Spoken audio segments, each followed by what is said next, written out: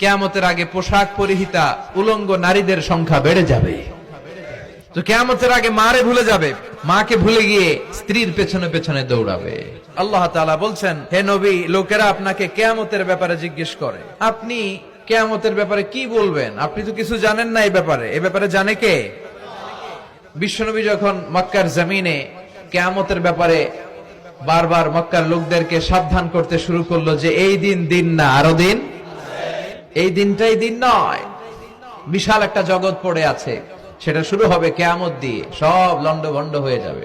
তখন লোকেরা বিশ্বনবীর জিজ্ঞেস করতে শুরু করলো, মুহাম্মদ সাল্লাল্লাহু, এই যে তুমি কিয়ামতের কথা বলো, এটা কবে হবে? ইয়াসআলুনাকা আনিস সাআতি আইয়ানা মুরসাহা ফীমা আনতা মিন যিকরাহা ইলা রাব্বিকা মুনতাহাহা। সুবহানাল্লাহ পড়েন।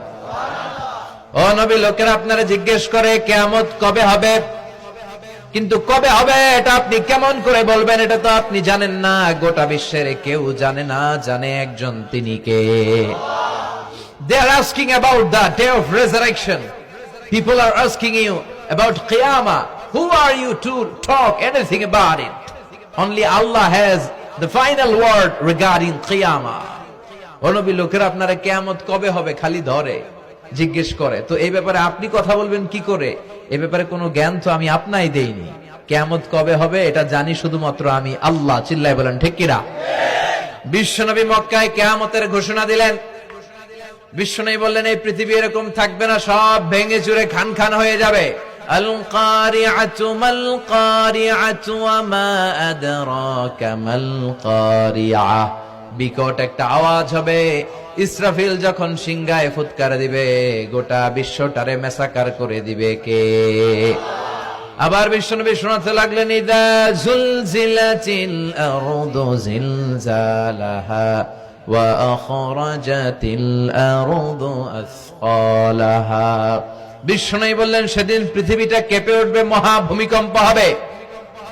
জমিনের ভেতরে যা আছে, তেলের খনি, গ্যাসের খনি, স্বর্ণের খনি, সবকিছু জমিনটা বমি করে বের করে দিবে।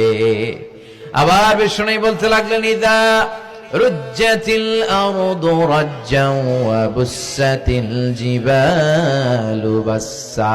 সুবহানাল্লাহ পড়েন।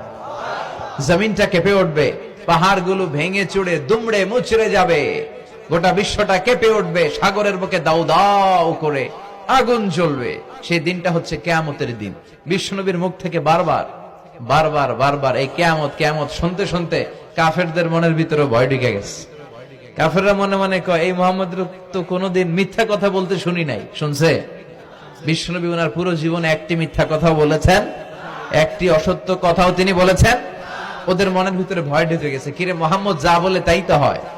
এই যে মুহাম্মদ বারবার বারবার কিয়ামতের কথা বলতেছে, যদি সত্য হয়, যদি, চলো মুহাম্মদের জিজ্ঞেস করি যে এই যে কিয়ামতের কথা তুমি বলো, এটা কবে হবে? সুবহানাল্লাহ পড়বেন না? সবাই এসে জিজ্ঞেস করলো, মুহাম্মদ তুমি তো মিথ্যা বলো না, তুমি সত্যবাদী as-সাদিক আল-আমিন, তুমি বলো কিয়ামত হবে, আমাদের জানতে বড় মন চায় কিয়ামত যে হবে, কিয়ামতটা কবে হবে?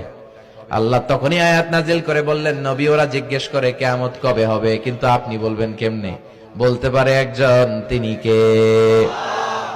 ইন্নাস সাআতা লাআতিয়াতুন লা রাইবা ফিহা ওয়ালাকিন্না আকসারান নাসি লা ইউমিনুন।